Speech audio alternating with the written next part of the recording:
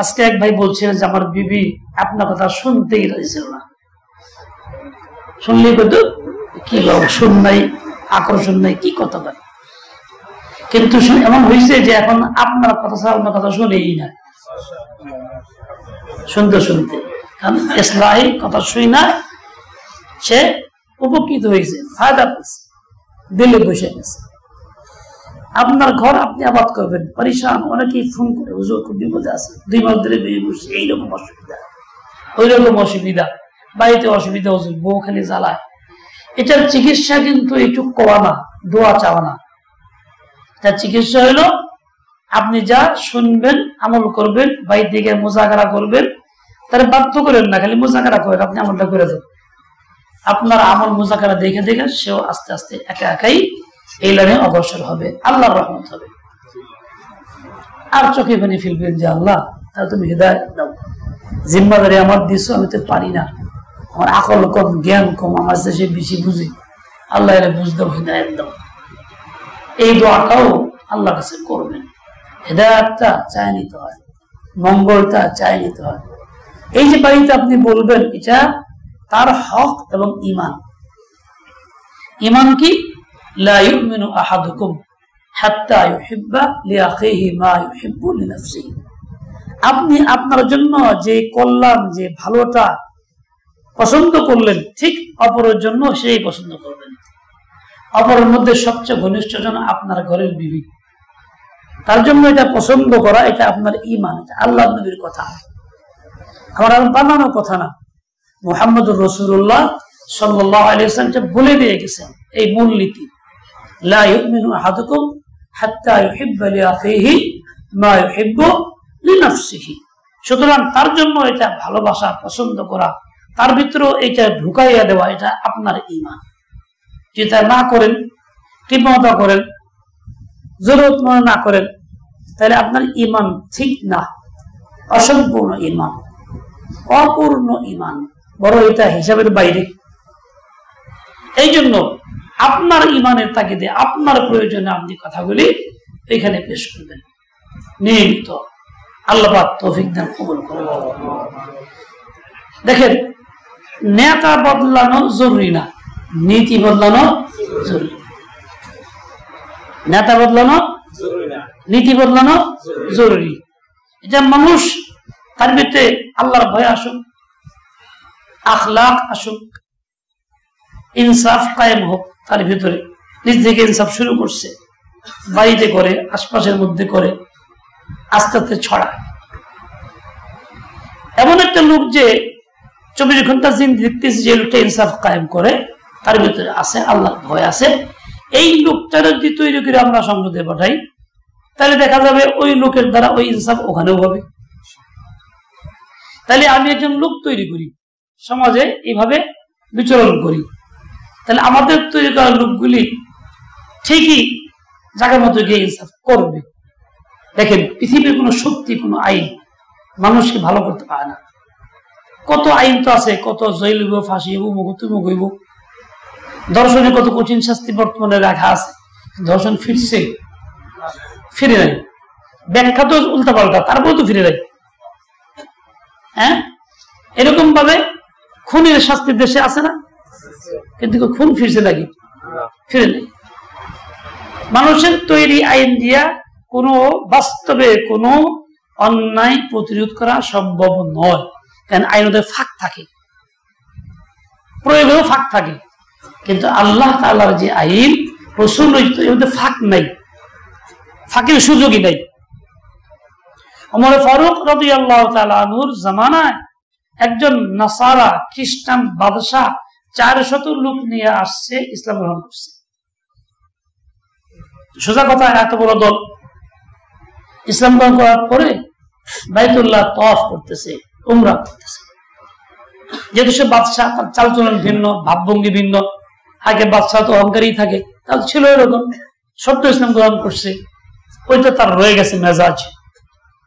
চাদর পড়ছে একটু লম্বা, এক গরিব মুসলমান তওয়াফ করতেছিল, তার চাদরে পায়া লাগছে, টান লাগছে, এমন এক থাপ্পড় দিয়ে দাঁত পড়ে গেছে। থাপ্পড় দেওয়া তো অন্যায়, তাও তওয়াফ করা অবস্থায়। কিন্তু ওই যে মেজাজ, শাহী মেজাজ, বাদশাহ বদলাই নেই। হতমরের কাছে বিচার গেল, উনি বললেন একটাই পথ, দাঁতের বদলে দাঁত, আসছেন না বিচ্ছিন্ন বলে জুরু হাকে শ্বাস, এখানে ফাঁক ফোকর নেই, যা আল্লাহর আইন। কাজেই এর দাঁত ভেঙে দেওয়া হবে, এটাই আল্লাহর আইন, এই বিচার। কত মানুষ বলছে হুজুর এটা করলে তো অসুবিধা, এরা চলে যাবো, অধর্ম হয়ে যাবো গা, দিন থেকে সরে যেতে পারে, ক্ষতির মধ্যে পড়তে পারে, মাসলিহাত হিকমত এর মধ্যে কিছু না করা হোক, টাকা পয়সা দিয়ে দেওয়া হোক, অসম্ভব। উনি অটল থাকলেন। পরের দিন বিচার, এই বিচারের আগেই রাত্রিবেলা জানছে দাঁত তো ভাঙবো, সে দল করলে পলাই গেছে, পলাই গিয়ে খ্রিস্টান সেই হয়ে গেছে, যেই ঘরের সন্তান সেই ঘরেই গেছে গা। কিছু এক নেত্রী ভালো হয়েছে, মায়ের সন্তান মায়ের ঘরে ফিরে আইছে, এরকম। সবাই বলল হুজুর কাজটা কেমন হলো? খুব ভালো হয়েছে। এরপরে কয়েকজন লোক চলে গেছে, কিন্তু এর দ্বারা হয়েছে কি হাজার হাজার লোক খ্রিস্টান ইসলাম গ্রহণ করছে। এই ধর্মটাই আসল ধর্ম, এটাই প্রকৃত ধর্ম, যেখানে ইনসাফ আছে, ধনী গরিবের তারতম্য নাই, রাজা প্রজার তারতম্য নাই, যেখানে হকদারের হক আদায় হয়। কাজে এইটাই ভালো ধর্ম। গেছে কয়জন, আইসে কয়জন? যা গেছে তার চেয়ে তো অনেক বেশি দিনের বদল থাকা দ্বারা এইটা হয়। কিন্তু আমরা বুঝি না, মেজাজ নষ্ট হয়ে গেছে, ওই গোলা দুধ পানি দুধ খাইতে খাইতে আসল দুধ দেখলেই ডর করি। এই জন্য আমার মনে করি হাই হেরে খেলাফত শুনলে না জানি কি হয়ে যাবো, এই ভীতি জোগাড় করছে ইহুদ নাসাররা, খ্রিস্টানরা, মুসলিম সম্বন্ধে ভীতি দিয়ে দিছে। চোখের সামনে দেখতেছে পৃথিবীতে আফগানিস্তান 2.5 বছর আগে কি অবস্থা, এখন তারা ধনী দেশে পরিণত হইতেছে, মান থাকার বেড়ে যাচ্ছে, শান্তির অভাব নাই, খাদ্য অভাব নাই, কার কাছে হাত তারা পাতে না, অস্ত্র শস্ত্র তারা হাত পাতে না, বাংলা চোরা দিয়ে চলতেছে, কিচ্ছু হয় না। তার দেশীয় প্রযুক্তিতে অসম্ভব খাল খুঁজে ফেলতেছে, যা আমেরিকাও হয়রান, ভয় পাইতেছে এরা কেমনে করে। ইসলামী খেলাফত এমন জিনিস সবার জন্য শান্তি। এই জন্য ধর্ম বর্ণ কয় না হন, মানে কইতেও ভয় লাগে যদি কিছু হয়ে যায় মাথার মধ্যে। ধর্ম বর্ণ ভিন্ন মত সবার জন্য খেলাফত। ধর্ম যাই থাক, রং যাই থাক, মত যাই থাক, কিন্তু সবার জন্য খেলাফত। এটা হলো শাস্তির কারণ, একমাত্র ব্যবস্থা, এর ছাড়া ভিন্ন ব্যবস্থা নেই। দেখেন রাসূল আকরাম সাল্লাল্লাহু আলাইহি ওয়াসাল্লাম একজন ইহুদির পক্ষে ফয়সালা দিয়েছেন। মুসলিম ইহুদির মধ্যে একটা বিষয় নিয়ে ঝগড়া হয়েছে, ফয়সালা হয়েছে কার পক্ষে? বলতে পারতেন যে এই মুসলমান ওর পক্ষে ফয়সালা দেয়, তাহলে কি হইতো? বেইনসাফি হইতো, ইনসাফ হইতো না। ইহুদির পক্ষে ফয়সালা দিয়েছে।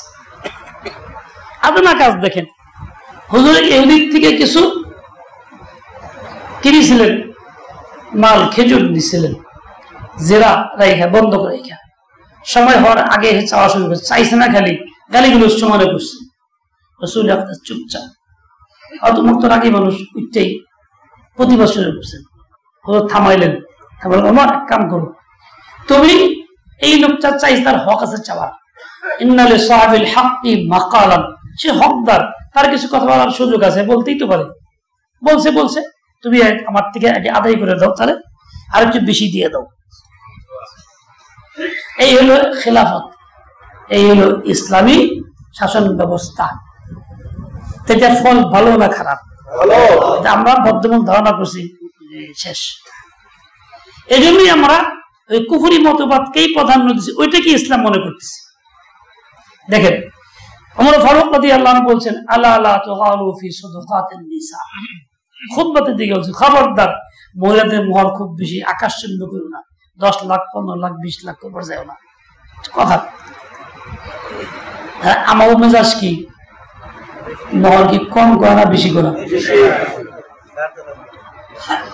এর লেগে বেশি করুন, যদি ছেড়ে দেয় তাহলে মোহরটা বেশি করে আদায়, টেহাটা আদায় গেল। প্রথম থেকে বিয়ের আগেই সারার চিন্তা, সেখানে মঙ্গল কেন হবে? আল্লাহ কি নিয়ত দেখতেছে না? আল্লাহ কি মানুষের দেখতেছে না? কত খারাপ চিন্তা। আমি একজন আলেম মুফতির নাম বলবো না, তার মেয়ে বেশি ধরতেছিলাম না করছি বলে কয় কি না মহরক আব্দুল্লাহ ছেড়ে দেয়। একজন আলেম মুফতি, বয়স আমার চেয়ে বেশি, নাম করা ব্যক্তি, নাম বললাম না, তার ভিতরে এই চিন্তা। কিরকম মেজাজ তৈরি হয়েছে, অনিসলামী মেজাজ। রাসূলের সুন্নাহ বাদ দিয়ে কি হয়েছে দেশে? আমরা কোথায় আছি?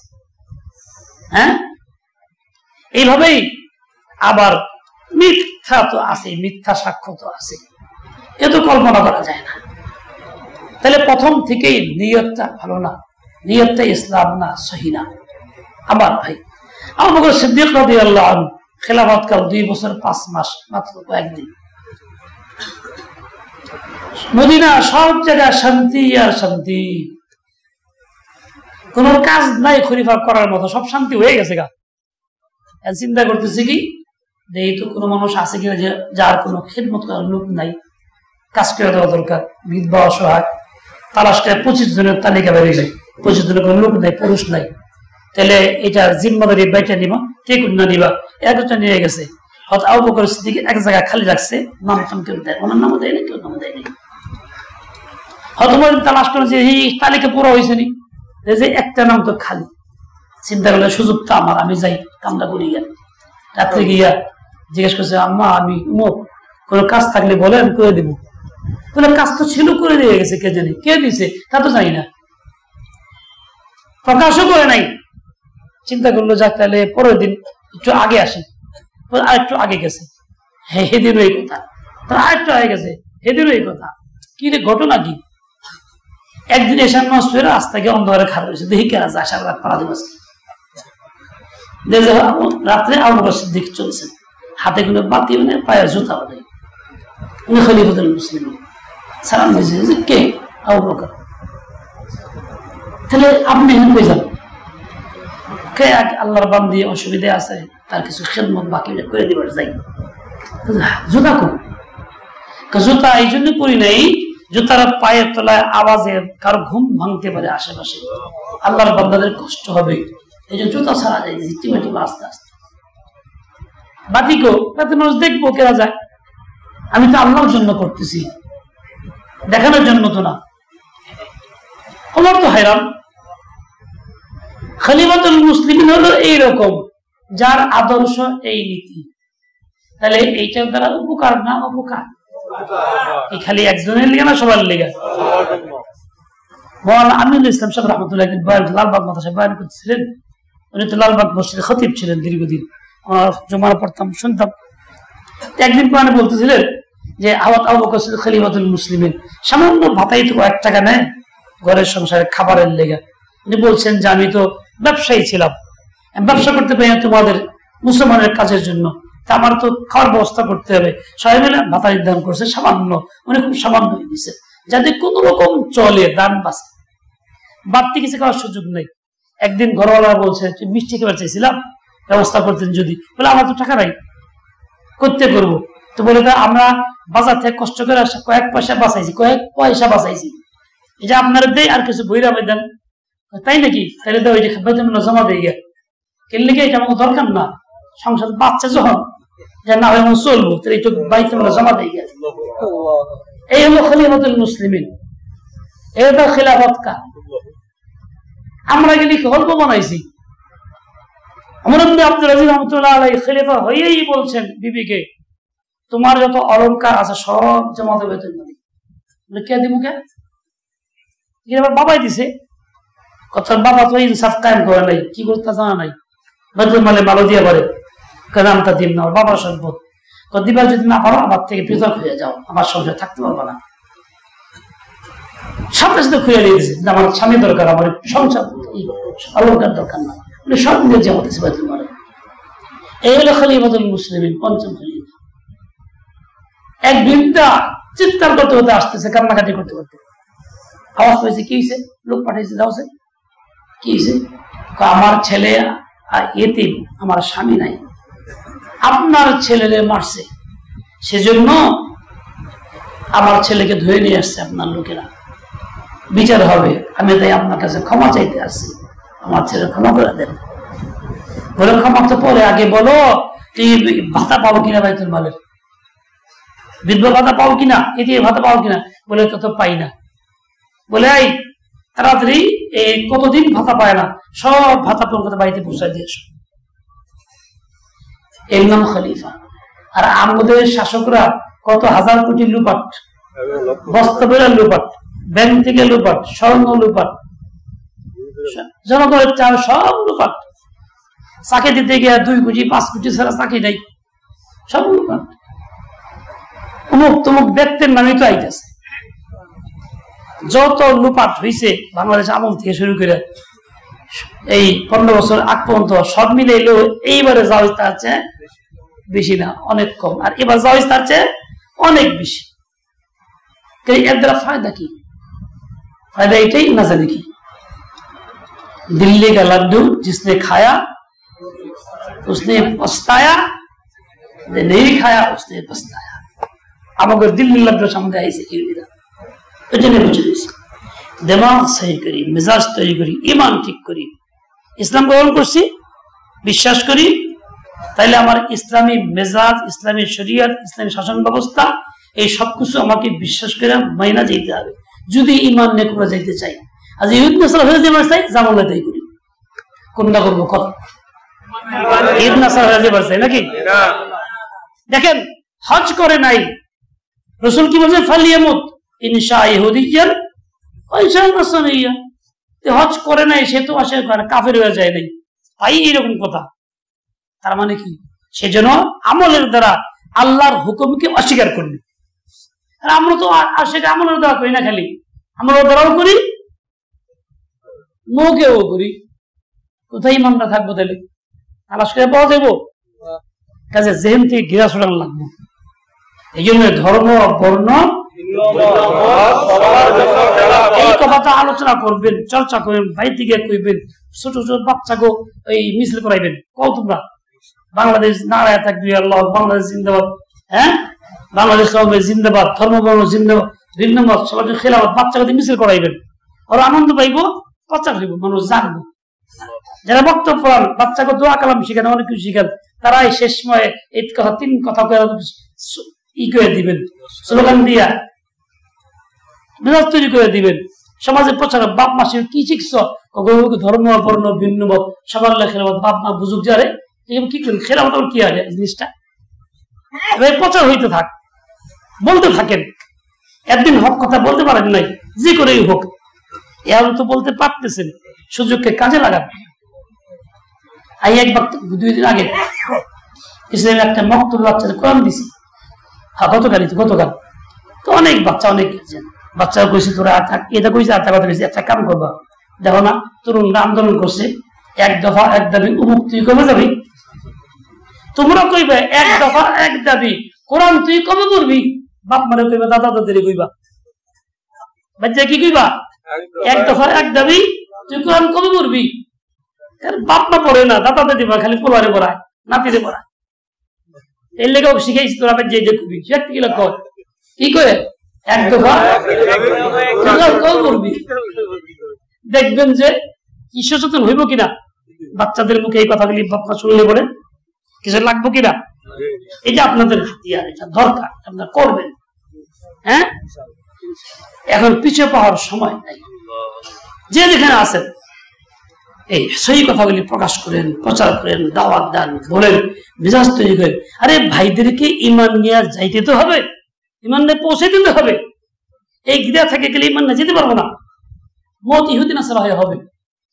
আমরা যতই কোনো মুখ দল করি, ঠেকার লেয়া করি, অমুকের তুমুক করি, সব বাহানা, সব জানের কথা, একটা অজর না, কবর যোগ্য না আল্লাহর কাছে। আল্লাহ সই দিয়ে দেন। তো শুধু ওই 10টি আসামরা দিলে হইব না, সময় দেওয়ার লাগবো নাকি? কাজও কম লাগবে। কেন কেন কাজ করবেন? নিজ নিজ এলাকায় গিয়ে যারা কাজ করে আমার সাথে কাজ করবেন, খালে বলা বা বাংলাদেশ যোগ দিবেন। আমার এখানে ফরম আছে, ফরম পূরণ করবেন। যারা স্বেচ্ছায় যে ইকবালের কাছে ফরম আছে, ফরম এর কাছে আছে, ফরম করে যাবেন, যা যা এনতে করতে রাজি আগে আগে করবেন। তাদের যে সমস্ত আসবে, কর্মসূচি পালন করবেন। সবচেয়ে বড় কর্মসূচি নিজেকে মুত্তাকি বানানো, নিজেকে ইনসাফদার বানানো, নিজেকে আল্লাহর ভয়ে ভীত করা, নিজের গুনাহ থেকে মুক্ত। সবচেয়ে বড় কর্মসূচি এ দিয়ে শুরু হবে ইসলাম। বুঝাইতে পারছি? কে কে বুঝছেন? কে কে বুঝছেন? আল্লাহ পাক কবুল করেন, তৌফিক আল্লাহ পাক কবুল করেন, তৌফিক দিয়ে দেন, আল্লাহ পাক কবুল করেন, তৌফিক দিয়ে দেন। আল্লাহ কাউকে মাহরুম না করেন। কিছু লোক দিতে কইছি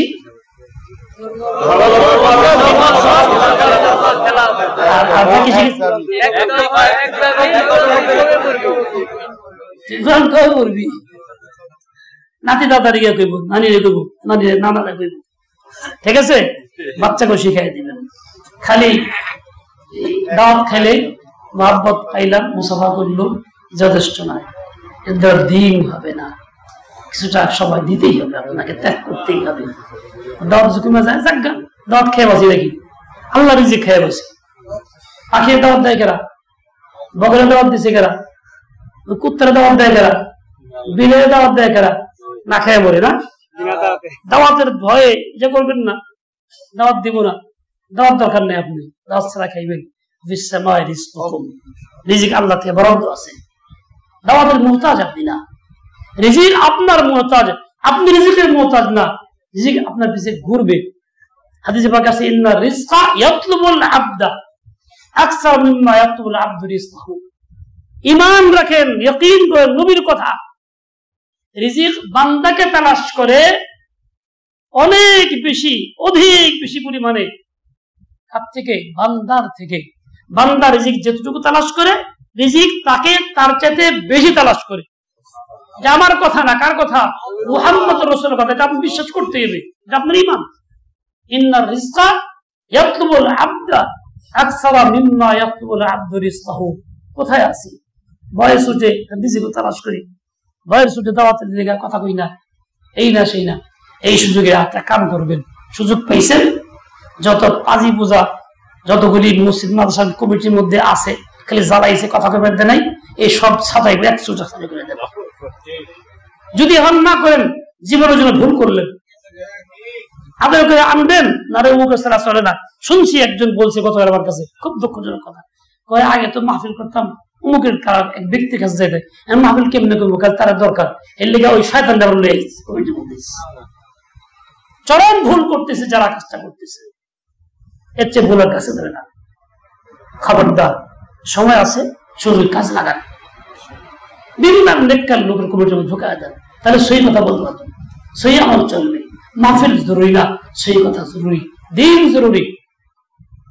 ভাবুন না আমার এই কথাগুলি আপনারা বাড়িতে গিয়ে শেয়ার করবেন, আপনাদের বাচ্চাদেরকে শিখাবেন, আশেপাশে পরিষদকে শিখাবেন, স্বামীকে শিখাবেন। মনে রাখবেন, আপনার জন্য ঈমান আমল গ্রহণ করার পরে সবচেয়ে নিরাপদ জায়গা আপনার স্বামীর ঘর। এর থেকে সরে গেলে আপনার মতো ক্ষতিগ্রস্ত আর কেউ হবে না। আলাদা বকরিও বাগে খায়, দলের সাথে থাকলে কম খায়। যেই সংসার থেকে আলাদা হয়ে যাবেন, শেষ, আপনার ইমান শেষ হবে, আখিরাতে যাবে।